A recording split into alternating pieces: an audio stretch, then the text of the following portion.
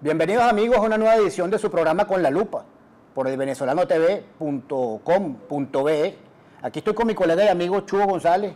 Hoy vamos a estar hablando de algunas situaciones que se presentan en el país, de algunos acontecimientos que tienen que ver con la crisis que estamos padeciendo todos los venezolanos y de algunas... Exagerado, crisis. Bueno, dicen por ahí... En el Canal 8 no hay crisis, ¿vale? No. No, todo está bien. ¿Tú viste lo que dijo la ministra de Agricultura Urbana, Lorena Freite? Que vamos a tener 80 millones de hallacas para diciembre. Bueno, una muchacha buena moza. ¿Cómo serán las hallacas de la ministra? Puede ser que tenga razón. ¿Cómo serán las hallacas de la ministra? Yo me imagino que puede tener una buena hallaca. Las mejores hallacas son las de mi mamá, dice. Bueno, amigos, estaremos hablando de algunas cosas de su interés. Para este momento ya debe haber una movilización cuando ustedes vean este programa, habrá ocurrido una movilización de la oposición hacia el CNE, pero vamos a ver unas imágenes de lo que está pasando allá para arrancar con el tema fuerte del referéndum revocatorio, lo que está ocurriendo en las puertas del CNE o lo que ocurrió hoy en las puertas del CNE. Y el pueblo sigue esperando que se le abra las puertas al referéndum revocatorio. Nosotros estamos hoy pidiendo la respuesta que se comprometió, no con la MUD, con el país, el Consejo Nacional Electoral, de informar lo que toda Venezuela sabe, que cumplimos con el 1% y demos inicio a la última etapa que nos queda, el último paso que nos queda, que es el del 20%, la convocatoria del 20%, que son en 3 días al menos 4 millones de venezolanos, colocando nuestra huella dactilar frente a un funcionario del CNE para que así quede formalmente convocado el referéndum revocatorio. Hemos venido a solicitar la cancelación de la inscripción del llamado partido político Mesa de la Unidad Democrática por estar incurso en el fraude electoral más grande que haya conocido la historia del país.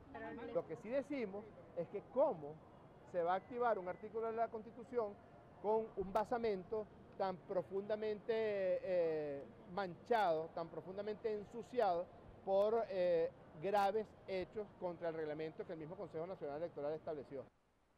Mira, Jorge Rodríguez, la verdad es que él progresivamente ha ido creciendo como un animal político, un verdadero animal. Pues. ¿Eso de animal político lo dices en términos politológicos o en términos, digamos, silvestres? Bueno, vale, lo que pasa es que, mira, Superman tenía un archirrival inteligente, conocido, pero para la maldad. ¿No? Este es el Lex Luthor de la política venezolana. Tiene el look, la pinta. Bueno, la verdad es que Jorge Rodríguez se supera él mismo todas las semanas. Esta iniciativa de pretender invalidar o ilegalizar a la MUD por el tema de unas supuestas firmas que todavía no se han... Mira, esto es una locura de Jorge Rodríguez. Mira, cuando el constituyente decidió incorporar el artículo 72, ¿qué era lo que estaba diciendo? Mira, todos los humanos tenemos derecho a equivocarnos, a hacer las cosas bien o a hacer las cosas mal. Pero es como un divorcio. Los divorcios en las relaciones son la cosa más normal, pues. La gente se divorcia. Mira que estamos en horario infantil, hay que moderar la gente se divorcia, ¿no? Entonces va por un abogado y en ese abogado dice, bueno, esto llegó hasta aquí, pues. Y pero la gente esa alusión tuya al divorcio... No, es que lo digo porque no puedo utilizar un adjetivo menos fuerte, menos crudo. No, es que el país se divorció del chavismo. Exactamente, eso es correcto. El país se divorció del chavismo. Ese amor de 17 años llegó a su final. Y lo peor es que están saliendo mal de la relación. Porque lo que están es terminando de caer a patadas... Sí, pero en la esa relación que tuvo de amor durante 17 pero en la años. separación de bienes el que peor está saliendo es el país, claro. El pueblo, porque el gobierno, el chavismo se está quedando con todo. Pero mira, una de las cosas más descaradas que dice Jorge Rodríguez es intentar inhabilitar a la Mesa de la Unidad. Sí. Intentar que ese partido... el partido más votado en la historia electoral de Venezuela, por cierto. No es cualquier concha de ajo los votos que sacó la MUD en el último proceso electoral del 6 de diciembre. Pero además que la mesa en conjunto, que es una sumatoria de fuerzas, es una demostración de que en la diversidad se pueden llegar a acuerdos.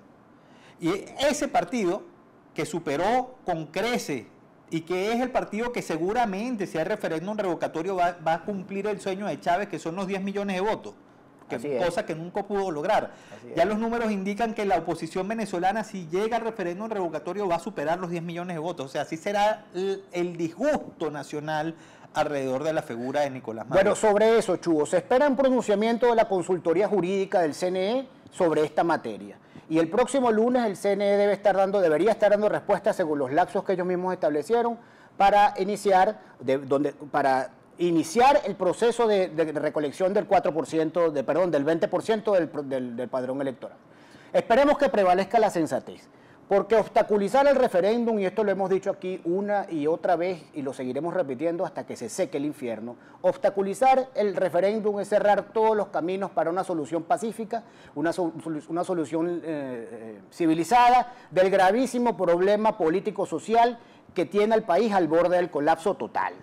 Mira, hace como un año yo hablaba del síndrome del Chihuahua.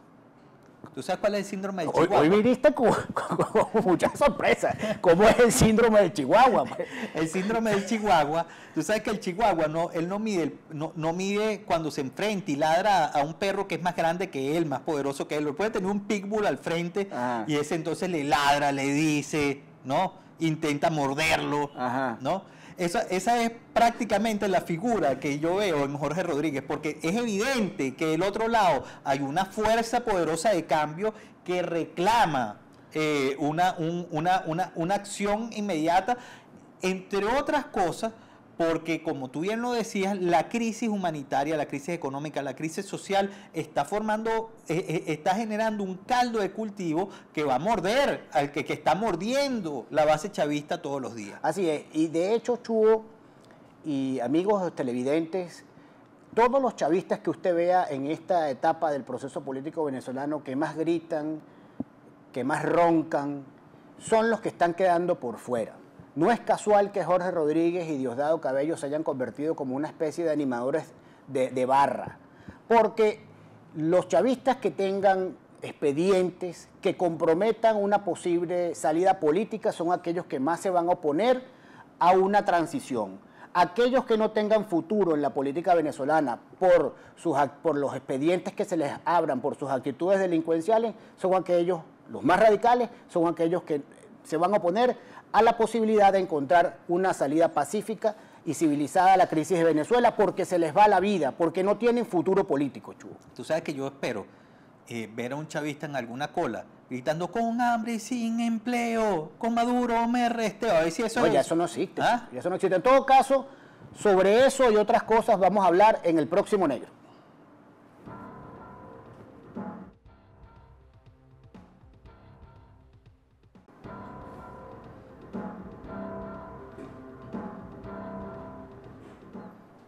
De nuevo aquí en Con la Lupa, miren, cerramos el negro anterior hablando de una situación que es ese referéndum revocatorio, esa salida constitucional, democrática, pacífica, electoral. Civilizada. Civilizada. Sí, exactamente, civilizada y pacífica básicamente. Para intentar hacer un divorcio en paz, ¿no? Sí, efectivamente la oposición ha hecho todo lo que el CNE, en algunos casos lo que contempla la Constitución, en otros casos unos caprichos de las rectoras. Lo cierto es que la Mesa de la Unidad ha venido cumpliendo con todos los requisitos. Estamos a la espera de la autorización para proceder, como ya lo dijimos en el negro anterior, para proceder a la recolección del 20% de la firma. Tú sabes que yo tengo la impresión, por las últimas cifras que he venido manejando, que si ese proceso de recolección de firmas se da, y se da como lo está planteando la oposición, cosa que veo un poquito complicada, porque ya... ¿Qué es lo que ves complicado? No, lo veo complicado, ¿por qué? Porque fíjate, dentro del cronograma electoral de este año no se tenía contemplado el referéndum revocatorio, solo se tenía contemplado la elección de gobernadores. Los contactos internos que tengo en el CNE me dicen que ya el presupuesto de la elección de gobernadores, la proyección que habían hecho para el año pasado es insuficiente, o sea que no tienen presupuesto ni siquiera para la elección de gobernadores. Y es una de las excusas que están dando ahorita para intentar dejar esas elecciones de gobernadores lo más posible metido en el año 2017. O sea, posponerlas, tú dices que el CNE puede utilizar la excusa de una deficiencia presupuestaria, claro, para posponer las elecciones de gobernadores, claro, y para argumentar en contra de la posibilidad de que se efectúe el referéndum revocatorio ese año. Claro, ¿por qué? Porque fíjate, como no está metido en el presupuesto, la oposición está pidiendo un despliegue de máquinas, ¿no? Un despliegue de máquinas que, bueno, que ya hemos visto lo inequitativo que es este Consejo Nacional Electoral cuando se le hace esa solicitud por parte de la oposición. A la oposición le da 300 y para un proceso de carnetización de un partido político, que es el MBR, le da 1.500. El PSV le da 1.500. En el caso de la oposición está pidiendo que por lo menos en todas las cabeceras de estado, de municipio y de circuito existan máquinas. Está pidiendo más o menos, bueno, un despliegue de 40.000 máquinas y en el peor de los escenarios un despliegue de 25.000 máquinas. Si ese despliegue se da en los 3 días que contempla el texto constitucional y la norma que rige el proceso de referéndum revocatorio, estaremos hablando de que seguramente se van a superar la cantidad de votos que Maduro sacó para su elección presidencial, nada más en el proceso de recolección de firmas. Y eso abre un abanico distinto al proceso referendario. Sí, sí, la oposición lo tiene claro, y ayer a propósito de la reunión de la Mesa de la Unidad, de esta reconfiguración que se ha estructurado en la Mesa de la Unidad. Recordemos que la dirección ejecutiva de la mesa venía funcionando con representantes de 4 partidos, Un Nuevo Tiempo, Primero Justicia, Acción Democrática y Voluntad Popular, y a raíz de una serie de solicitudes, valederas por cierto, y de la atención que recibieron esas solicitudes, la mesa se reconfiguró y ahora está formada, la dirección ejecutiva me refiero, por esos 4 partidos más los 3 gobernadores, lo cual le da un anclaje social mucho más importante a la mesa, porque teniendo a los 3 gobernadores allí, que son actores políticos de primera línea, que tienen un contacto con la sociedad civil nítido, cotidiano, pues la mesa estará en capacidad de hacer unos diagnósticos mucho más eficaces para efectos de abordar las soluciones que el país requiere. Decía entonces que en el grupo de los 7 que se reunió ayer, como estamos viendo en las imágenes, se aprobó una agenda para realizar una serie de iniciativas esta semana. Esa agenda comenzó hoy con esta movilización en función de la defensa del referéndum revocatorio, pero también contempla el elemento de la agenda social, lo que llamaron en la Mesa de la Unidad el análisis de las políticas públicas del gobierno. Igualmente se contempla en el grupo de los 7 la defensa y la exigencia de las elecciones, como tú mencionaste, Chugo, lo que sí está contemplado en el presupuesto, supuestamente está contemplado en el presupuesto del CNE, pero que además, mucho más importante, está contemplado en la Constitución, que son las elecciones regionales, que son fundamentales para este año, porque los gobernadores se les vence el mandato en diciembre y esas autoridades hay que renovarlas, tanto gobernadores como consejos legislativos. Fíjate, esa reconfiguración de la mesa, esa amplitud que ha dado, ese viraje que ha dado la mesa, es un viraje importante y significativo. Ir a lo social.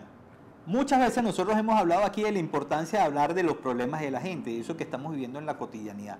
Pero también hemos hablado de la necesidad de repensar la forma de hacer política, de repensar el lenguaje, cómo y qué decimos nosotros del adversario, cómo nosotros tratamos con tolerancia, en algunos casos, lo máximo que se pueda, la situación que se tienen hoy en las colas, disculpen. Eso nos habla un poquito de esa amplitud que hoy está demostrando la mesa. Esa reconfiguración del G7 es clave, y una de las claves muy importantes que nosotros tenemos ahí es cómo se repiensa la protesta para generar más presión social. ¿Te refieres a cómo rediseñas una convocatoria que entusiasme a la gente en función de que es evidente, y esto hay que asumirlo, que a la convocatoria a las movilizaciones ha venido mermando? Esto es un hecho público y notorio. Nadie puede acusarme a mí de estar saboteando a la oposición, ni de estar en contra de las movilizaciones de ninguno de nosotros de la oposición, pero es evidente que ha habido una merma importante en la movilización de la gente. Vale, porque la gente tiene una cola. Pero cuando tú convocas a la gente para un hecho objetivo, para una misión, para un objetivo determinado, la gente se moviliza. Por ejemplo, vamos a firmar, la gente se moviliza y firma, y estoy seguro que se movilizará para la recolección del 20%. Pero el esquema de las marchas luce agotado. Hay que repensarlo, hay que reformularlo, y en el marco del Grupo de los 7 estoy seguro que eso es una materia que están discutiendo. Sí, yo también creo en eso. Y la inclusión, vuelvo a esa inclusión del tema social. Para eso vamos a ver un poco qué es lo que está pasando, eso que estamos viendo cotidianamente, que yo he llamado desde hace como unos 4 meses, que me parece muy bueno que se haya asumido como parte del discurso, esos mini caracazos. Porque en el Caracazo, que fue una acción de 2 días, existieron 900 saqueos, 900 negocios saqueados, y ya nosotros, de acuerdo a lo que dice el Observatorio Venezolano de Conflictividad Social, estamos llegando a esa cifra de 900 saqueos. Vamos a ver un video de cómo y qué es lo que está pasando permanentemente en la calle, en esta calle que nosotros estamos tan convulsionados al día de hoy.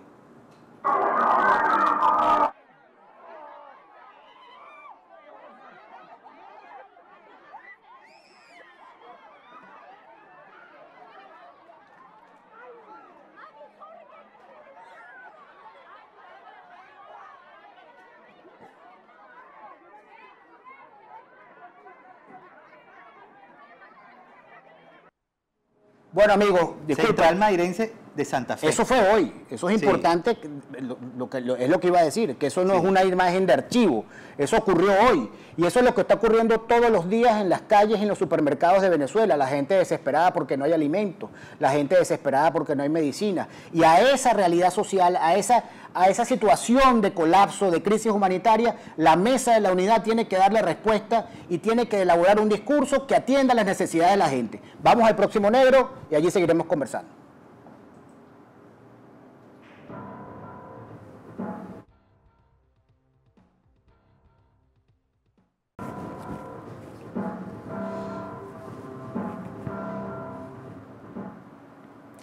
Bueno, cerramos con esa protesta social y abrimos con esa protesta social con una cosa que ahora se ha denominado el paquetazo rojo. ¿Qué es el paquetazo rojo? El paquetazo rojo, cuando nosotros lo empezamos cuando se empezó a plantear de cara a la opinión pública, se decía, bueno, un conjunto de medidas que el gobierno está tomando, pero a lo calladito. El gobierno le pidió asesoría a varias personas a nivel global, ¿no? A Francisco Rodríguez en particular por encargo de UNASUR. Pero por encargo de UNASUR se reunió Francisco Rodríguez, pero Leonel Fernández era el que encabezaba la misión. El expresidente Fernández. El expresidente Fernández, el que encabezaba la misión para hacer una revisión de la situación económica. Situación económica que ya han venido desarrollando y que en los bolsillos de nosotros en el último mes se ha visto, pero de una manera clara y categórica. ¿Tú te refieres a que el paquete se ha venido aplicando chico. cotidianamente? No, es que está en plena ejecución. Claro, y uno de los indicadores de que ese paquete económico está en plena aplicación es la dolarización de la economía. Usted habrá visto, amigo televidente, que todo está dolarizado, que muy pocas cosas están fuera del dólar DICOM o incluso del dólar negro. Estamos padeciendo los peores efectos de un programa de ajuste sin medidas de compensación social. Mira, Ecoanalítica hablaba de que efectivamente ya se están dando las condiciones para que se libere la economía, pero fíjate, el gobierno... se libera el control de cambio. El control de cambio, pero fíjate, el gobierno está tirando unas pildoritas que ya lo vimos en el Zulia. En el Zulia hay un tema que mejoró el abastecimiento en varios de los supermercados porque efectivamente el gobernador le permitió un conjunto de empresas fuera de la normalidad de la ley, porque eso es en teoría un ilícito cambiario, que trajeran mercancía a Colombia con el dólar paralelo, pues al dólar negro. Pero vamos a ver nuevamente lo que dicen los amigos de Ecoanalítica. Néstor, por favor, ponnos la lámina de Ecoanalítica nuevamente, porque es muy importante lo que allí se refleja. Ellos hablan allí de que el 95% de las transacciones migraron de las empresas que todavía sobreviven a la debacle del sector privado en Venezuela, han migrado al dólar DICOM. Es decir, apenas un 5% de algunos sectores privilegiados, básicamente la administración pública, siguen al dólar, digamos, protegido, al dólar de 6.30. Mira, el tema, se está unificando la moneda. Tanto se está unificando la moneda. Por la vía de la praxis, por la vía de los hechos. No, lo que pasa es que no lo declaran. Exactamente, por el costo político que eso tiene. Pero no lo declaran, no lo dicen. ¿Por qué? Porque ellos que decían que la oposición, que Capriles con su paquete neoliberal, que no sé qué, ese discurso que por cierto en ninguno de los otros países le paran. O sea, saben que es una estupidez. O sea, Evo Morales hizo lo mismo que nosotros estamos diciendo aquí. No, pero mucho más eficaz, porque los programas de ajustes de Ecuador y Bolivia tienen unas medidas compensatorias sociales que este gobierno no termina de aplicar. Es decir, aquí nos están aplicando lo más duro, como ya dije, de un programa de ajuste, pero los sectores más desfavorecidos no están recibiendo ninguna compensación social. Mire, tanto se está dolarizando nuestra economía al día de hoy. Mire lo que está pasando en Digitel, por ejemplo. Digitel no solamente se había quedado atrás con el tema de facturación, la verdad es que el tema de los teléfonos era un tema relativamente económico en la telefonía celular en el caso de Venezuela, en comparación con el resto de países de América Latina. Pero ¿qué es lo que están haciendo? Que efectivamente las tarifas las están dolarizando ¿a qué tasa? A tasa DICOM. Exactamente. Y eso lo va a hacer Digitel, eso lo van a hacer el resto de las operadoras, eso lo va a hacer Movilnet, eso lo va a hacer las cableras, eso lo van a hacer las empresas que efectivamente tienen un pago, un rezago en el cambio del dinero que ellos recibían. No, y además que expatrian capital. ¿Por qué? Porque en el caso usted ve un canal de cable, bueno, ese servicio, esa cablera lo tienen que pagar en dólares. Tiene que pagarlo en dólares. Pero además otros prestadores de servicios Por ejemplo, los hoteles ya están cobrando abiertamente tarifas dolarizadas, incluso están recibiendo dólares, lo que también es una vulneración de lo que está establecido en las leyes. De manera, amigos, que nosotros estamos padeciendo un paquetazo rojo que deja pálido al paquete de Pérez. Aquel paquete de Pérez que Chávez tanto criticó, aquel paquete de Pérez por el cual Chávez criticó tanto a Pérez como vendepatria, como traidor a Venezuela, pues resulta que la gran herencia de Chávez, ejecutada por Maduro, es un paquetazo que va a dejar a la población mucho más afectada de lo que ya estamos padeciendo en este momento. Porque fíjate, es un paquete que no va a frenar la inflación. ¿Por qué? Porque ahí están produciendo moneda.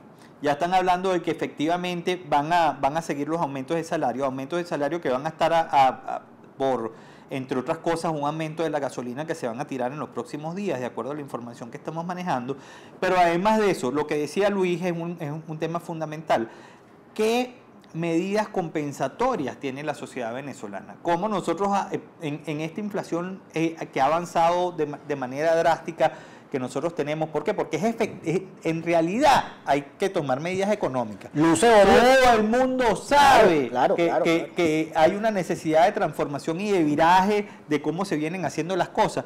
Pero el gobierno, ¿qué es lo que dice ahora? Bueno, si usted está o trabaja en una empresa pública o privada, las medidas para mejorar la producción nacional es que tú y yo, nosotros ahora podemos, por un decreto presidencial, ir a los campos a sembrar. ¿Ya tú tienes tu escardilla lista? Bueno, sí. ¿Qué vas a sembrar? No sé. ¿Qué vas a sembrar tú? Estoy pensando, bueno, yo tengo sembrado unos ajidulces en el balcón de mi casa. Yo creo que con eso puedo preparar las hallacas que tanto hablaba la ministra. Las hallacas de la ministra Freite. Sí, vale, sí. Mira, en todo el año llevo como 17 ajidulces en mi casa recolectados. Yo creo que vamos bien. Pero mientras todo esto ocurre, amigos, el drama de los niños desnutridos, el drama de las familias venezolanas que no encuentran las medicinas. Uno trata de abordar esto con el mayor sentido del humor posible, porque esto es una tragedia histórica lo que estamos viviendo, pero el chavismo será recordado, entre otras cosas, por haber implementado un programa económico brutal, un programa de ajustes propio de lo que llaman el capitalismo salvaje. Aquí está una de las encuestas: el 64% de los niños del estado Sucre dejan de ir a la escuela. Sucre, que no van a la escuela, pero además algo muy grave. Pero ya va, 64% de niños del municipio Sucre deja de ir a la escuela por no tener comida. Pero fíjate, el gobernador de Miranda está tomando una medida que es una medida social compensatoria. Dijo, bueno, nosotros vamos a intentar en la medida que se pueda, en época vacacional, aperturar los colegios para que los chamos vayan a comer, porque el tema del hambre está muy fuerte. Mira, Chugo, a propósito del hambre, te sale a invitarme a almorzar.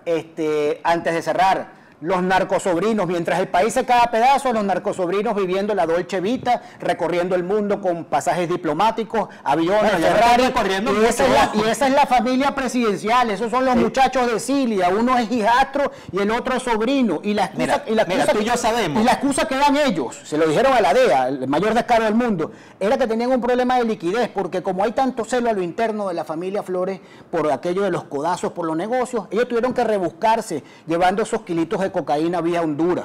Pues ese es el verdadero legado del gobierno de Maduro. Por un lado, un país muriéndose de hambre, y por el otro, la desfachatez de una familia presidencial involucrada en escándalos que afectan la credibilidad del país. Pero vale, tú sí eres sinvergüenza. Mira, ¿tú sabes qué? Jorge Rodríguez dijo, vale, que esos pobres muchachos están secuestrados en el imperio. Lo hablaremos en el próximo programa, amigos. Nos vemos la semana que viene.